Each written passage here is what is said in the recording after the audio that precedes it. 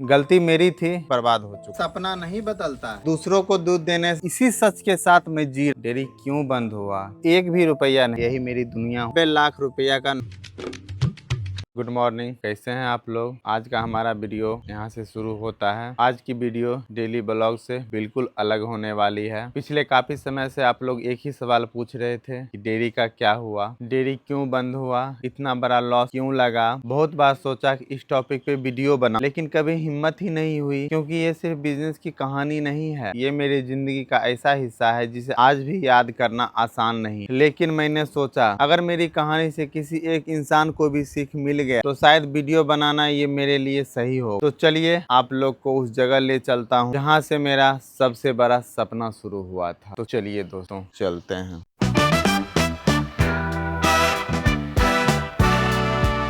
आज से लगभग 1 साल पहले यही मेरी दुनिया हुआ करती। सुबह आंख खुलते ही सबसे पहले मैं इसी डेयरी पर आया करता था। यहीं दिन गुजरता था, यहीं रात हो जाती थी। एक वक्त था कि यहाँ पे इतनी हलचल रहती थी कि बैठने का टाइम तक नहीं मिलता था, और आज यहाँ सन्नाटा है। सच कहूँ तो आज भी मैं इस गेट से अंदर जाता हूँ तो दिल बहुत भारी हो जाता है।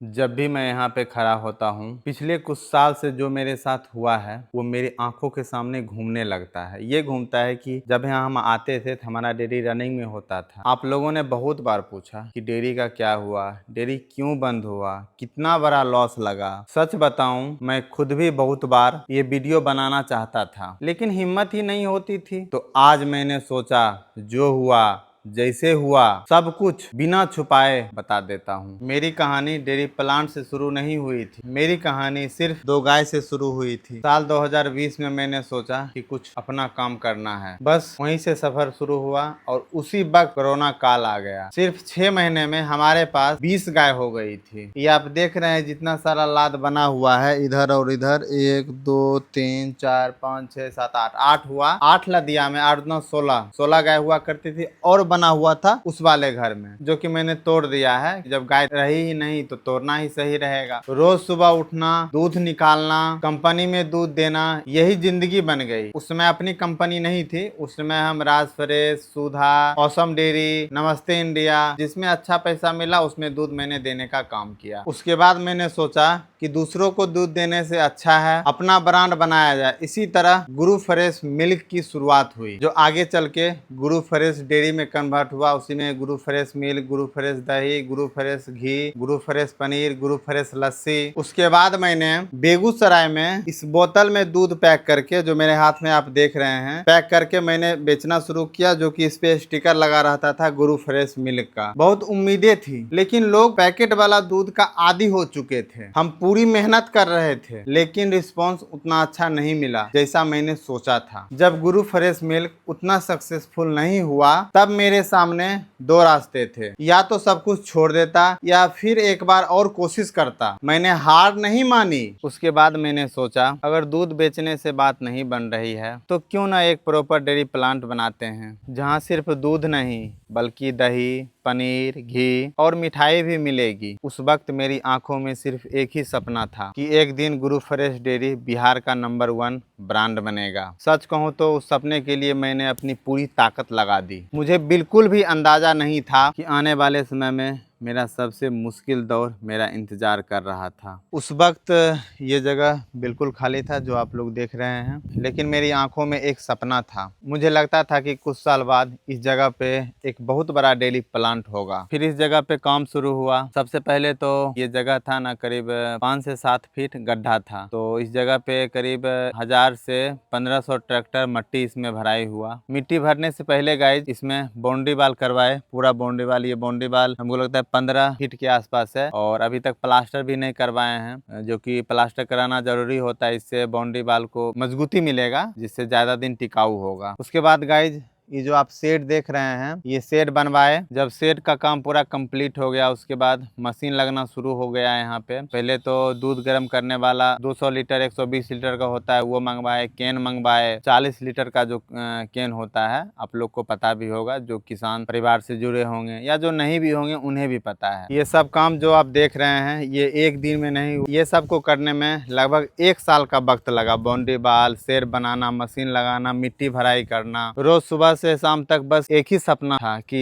जल्दी से मेरा प्लांट शुरू हो जाए और 2 रुपया का इनकम हो, जिससे हमारे यहाँ जो स्टाफ आएंगे उनका परिवार चले, मेरा परिवार चले और किसानों को फायदा हो इससे। बहुत लोग सोचते होंगे कहाँ से इतना पैसा आया। सच बताऊं, मेरे पास एक भी रुपया नहीं था, और रुपया था भी तो जो मेरे पास जमा पूंजी था, पिताजी के पास जमा पूंजी था, मम्मा के पास जमा पूंजी था, वो मैंने लगाया। उसके बाद उस वक्त मम्मा जॉब कर रही थी तो मैंने लोन लिया, क्रेडिट कार्ड का यूज किया। करीब 4-5 लाख का क्रेडिट कार्ड हम यूज करते थे गाइज। लेकिन अभी वक्त ऐसा है जो, और जब इतना से भी पैसा कम पड़ गया तो जो मेरे पास जमीन थी करीब 40 लाख रुपया का मैंने जमीन बेचा। मेरा तो नहीं था गाइज, दादाजी का बनाया हुआ पूंजी था। पिताजी को मना करके वो जमीन मैंने बेचा। लेकिन दुख इस बात का है कि जमीन भी बेच दिए तो उसमें से भी मैंने पैसा बचा के नहीं रखा। वो भी पैसा मैंने पूरा डेयरी में लगा दिया। मुझे लगा था आज जो पैसा लग रहा है कल तो सारा वापस आ ही जाएगा। उसके बाद मशीन लगनी शुरू हो गई। बिजनेस का मुझे उतना एक्सपीरियंस नहीं था। लोग बोलते थे ये मशीन जरूरी है, वो मशीन जरूरी है। धीरे धीरे सब मशीन खरीदा गया।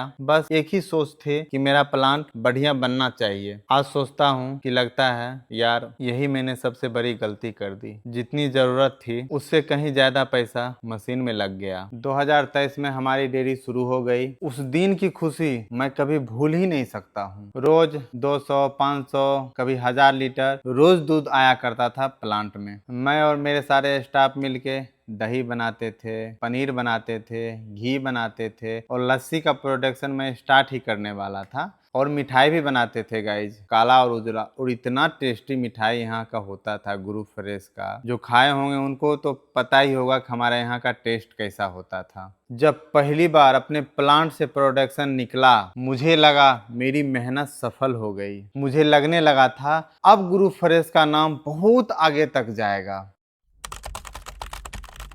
धीरे धीरे सब बदलने लगा। शुरुआत के कुछ महीने बहुत अच्छे गुजरे। रोज सुबह डेयरी आना, प्रोडक्ट बनाना, मार्केट भेजना, कस्टमर से बात करना। मुझे लगने लगा था कि अब सब कुछ ठीक हो जाएगा। लेकिन धीरे धीरे मुझे समझ आने लगा कि बिजनेस करना इतना आसान नहीं है जितना दूर से दिखता है। मेरे पास काम यहाँ बहुत कम था, लेकिन मैंने स्टाफ बहुत ज्यादा रख लिया था। उस समय मेरे पास 7 स्टाफ थे और 2-3 हेल्पर। मुझे लगा था जितने ज्यादा लोग होंगे उतना अच्छा काम होगा। लेकिन बिजनेस में सिर्फ मेहनत ही नहीं, प्लानिंग भी बहुत जरूरी चीज होती है। यह जो मेरे से गलती हुई, मैंने प्लानिंग नहीं किया। हर महीने सैलरी देनी पड़ती थी, सभी स्टाफ को एडवांस देना पड़ता था, खाना, रहना, हर चीज का खर्चा बढ़ता गया। आज मैं किसी स्टाफ को दोष नहीं देता हूँ, गलती मेरी थी। बिजनेस का मुझे इतना अच्छा एक्सपीरियंस नहीं था। जब सब कुछ हाथ से निकलने लगा, एक तरफ मशीन का पैसा, एक तरफ स्टाफ का खर्चा, बिजली बिल मंथ में देना, मेंटेनेंस करना यहाँ का, मार्केट में उधारी जाना,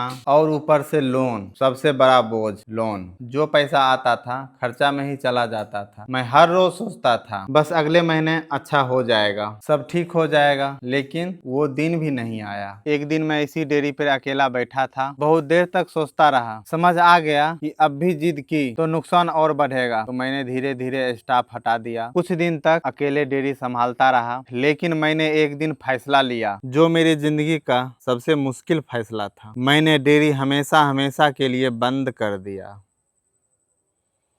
सच कहूँ तो उस दिन मुझे रोना आ गया था। जिस जगह को इतनी मेहनत से बनाया था उसी जगह पर ताला लगाना पड़ रहा था। डेयरी बंद होने के बाद मजबूरी में मशीनें सारी बेचनी पड़ गई। जिस मशीन को मैंने लगभग 40 लाख रुपये में खरीदा था, मतलब जो मशीन लगा हुआ है, जो बर्तन था, जनरेटर था, सारा कुछ यहाँ लगाने में मुझे 40 लाख रुपया लगा था। जिस मशीन पर मैंने 40 लाख रुपये का खर्च किया था उस मशीन को मुझे 10 से 12 लाख रुपये में बेचनी पड़ी। गाय भी नुकसान में बेचनी पड़ी। उस वक्त मुझे पैसों से ज्यादा दर्द अपना सपना टूटने का था। एक चीज मैं क्लियर करना चाहता हूँ, मैंने पूरे बिजनेस में 1.5 करोड़ के आसपास रुपया लगाया था, यानी 1,50,00,000। लेकिन इसका ये मतलब नहीं कि 1.5 करोड़ सीधा रुपया डूब गया। मेरी जमीन अपनी थी, उसमें मिट्टी भराई थी, बाउंड्री वाल बनवाई और शेड बनवाया। ये सब आज भी मेरे जमीन पर है, इसलिए मैं इस पैसे को लॉस नहीं मानता हूँ। लेकिन जिसके लिए ये सब बनाया था वो बिजनेस ही बंद हो गया। सबसे बड़ा सीधा नुकसान मशीन में हुआ। लगभग 40 लाख रुपये की मशीन ली थी, जो बंद होते वक्त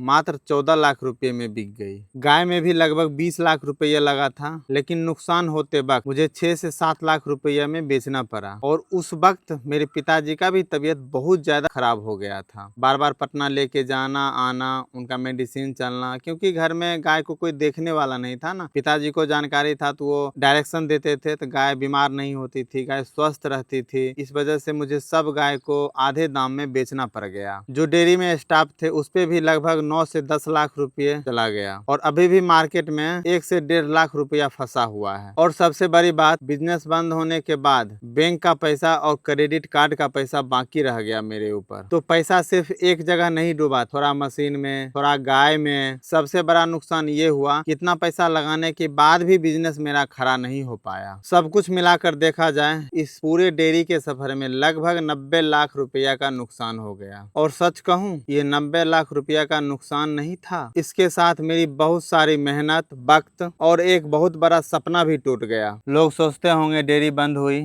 सब कुछ खत्म हो गया, लेकिन सच ये है कि उसके बाद भी मुश्किलें खत्म नहीं हुई। आज भी लोन का पैसा बाकी है, क्रेडिट कार्ड का पैसा बाकी है, और कुछ लोगों का भी पैसा बकाया है मेरे यहाँ। मेरे पास इतना पैसा नहीं कि सबको मैं एक साथ चुका देता। बैंक में भी मैंने बात नहीं किया कभी, लेकिन मैंने बोला कि मेरे पास पैसा नहीं है, जब पैसा होगा तो मैं दे दूंगा, या जब भी मेरे पास इनकम आने लगेगा तो धीरे धीरे मैं सभी लोगों का पैसा दे दूंगा, चाहे बैंक का हो या जो भी लोगों का मेरे यहाँ बकाया पैसा हो। जो बैंक का पैसा है उस पर तब तक इंटरेस्ट चल रहा है, और यही सच है, और इसी सच के साथ मैं जी रहा हूँ। आज भी जब मैं इस डेयरी पर आता हूँ तो हर कोना मुझे कुछ याद दिलाता है। यहाँ कभी मशीनें चलती थी, यहाँ स्टाफ हंसते रहते थे, यहाँ दूध की गाड़ी आती थी, यहाँ सपने बनते थे। अपना सपना, स्टाफ का सपना कि डेयरी एक दिन बिहार का नंबर 1 ब्रांड बनेगा। आज सब कुछ शांत है। कभी कभी सोचता हूँ मैं, अगर सब कुछ ठीक चलता तो शायद गुरु फ्रेश एक बड़ा नाम होता। लेकिन जिंदगी हमेशा वैसी नहीं चलती है जैसा हम सोचते हैं। आज भी मैं किसी को दोष नहीं देता हूँ, ना स्टाफ को, ना मार्केट को, ना किसी और को। गलती मेरी थी। मुझे बिजनेस की और समझ होनी चाहिए थी, प्लानिंग और मजबूत होनी चाहिए थी। लेकिन मैंने एक बात जरूर सीखी, बिजनेस में सिर्फ मेहनत ही काफी नहीं होती है, सही फैसला और प्लानिंग उतना ही जरूरी होती है। अगर मेरी ये कहानी देखकर एक भी इंसान बिना सोचे समझे बड़ा रिस्क लेने से बच गया तो मुझे लगेगा कि ये वीडियो बनाना मेरा सफल हो गया।